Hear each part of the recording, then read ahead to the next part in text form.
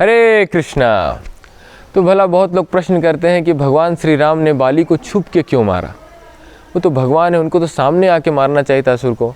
तो इसीलिए भगवान भगवद गीता में बोलते हैं, जन्म कर्म चमे दिव्यम एवं यो वेत्ति तत्वतः त्यक्त्वा देहम पुनर्जन्म न एति माम एति सो अर्जुना। मतलब भगवान का जो जन्म और कर्म है बहुत दिव्य है, वो समझना अत्यंत कठिन है, लेकिन जो उसको तत्व में मतलब सच में समझ जाता है वो इस फिर भौतिक जगत में नहीं रहता हो, अगले जन्म में भगवान के पास जाता है। तो इसके अनेक कारण हैं।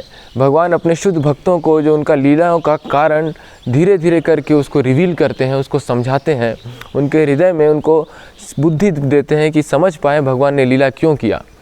तो बाली को छुप के मारने का पहला रीज़न ये था कि बाली, हम सब जानते हैं, एक वरदान उनको प्राप्त था देवताओं से कि जिस किसी से भी लड़ाई करेगा उसका आधा शक्ति बाली के पास आ जाएगा। जैसे कि मान लीजिए कि किसी के पास शक्ति है 1000 और बाली के पास शक्ति है 1000, दोनों में लड़ाई हुआ तो 1000 का जो 500 शक्ति बाली के अंदर आ गया, उसके पास ही 500 रह गया। तो बहुत लोग ये कारण देते हैं इसलिए भगवान नहीं आए क्योंकि भगवान हार जाते, लेकिन ऐसा नहीं है, क्योंकि भगवान का जो शक्ति है वो अनंत है, जिसको हम इन्फिनिटी बोलते हैं इंग्लिश में। और इन्फिनिटी बाई 2 अगर आप करेंगे तो वो भी इन्फिनिटी होता है। तो मतलब भगवान की अगर शक्ति आप आधा करेंगे भी तो भगवान में पूरा शक्ति रहने वाला है। उसी तरह से अगर, क्योंकि बाली का जो शरीर है उसमें इतना ताकत नहीं, इतना कैपेसिटी नहीं कि वो भगवान का शक्ति को बर्दाश्त कर पाए। जैसे आप बल्ब देखेंगे, एक बल्ब का अलग अलग वाट फिक्स रहता है। जो बल्ब में कम वाट का इलेक्ट्रिसिटी लगेगा उसमें अगर आप ज़्यादा वाट का इलेक्ट्रिसिटी दे दीजिएगा तो बर्दाश्त नहीं कर पाएगा। एक बार ऐसे ही लीला होता है कि एक बार हनुमान जी को ब्रह्मा जी बोलते हैं कि हे हनुमान, बाली तुमसे युद्ध होने वाला है तुम्हारा, तुम क्या करना, अपना पूरा शक्ति लेके मत जाना बाली के पास, अपना सिर्फ और सिर्फ 1/6 शक्ति लेके जाना। मतलब 5/6 शक्ति हनुमान जी छोड़ के गए थे और 1/6 शक्ति सिर्फ बाली के साथ लड़ने के लिए गए। तो जब जा रहे थे, बोले हनुमान जी बस बाली के करीब आ रहे थे तो बाली इतना, उसका जो शरीर था ऐसे फटने लगा, इधर से रक्त खून वगैरह निकलने लगा। सोचिए हनुमान जी का जो 1/6 ताकत है वो बाली नहीं बर्दाश्त कर पा रहा, तो भगवान जिनमें अनंत शक्ति हो कैसे बर्दाश्त करेगा।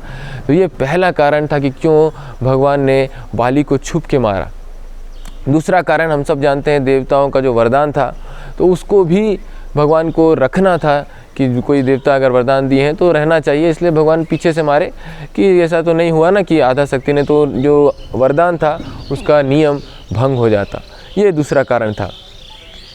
और तीसरा कारण, जब पूछते भी हैं बाली को, जब भगवान धनुष से मारते हैं तो बाली पूछते हैं, आप मुझे कायर की तरह छुप के क्यों मारे, आपको तो मुझे सामने से मारना चाहिए था, आप तो दशरथ नंदन है, रघुवंशी हैं।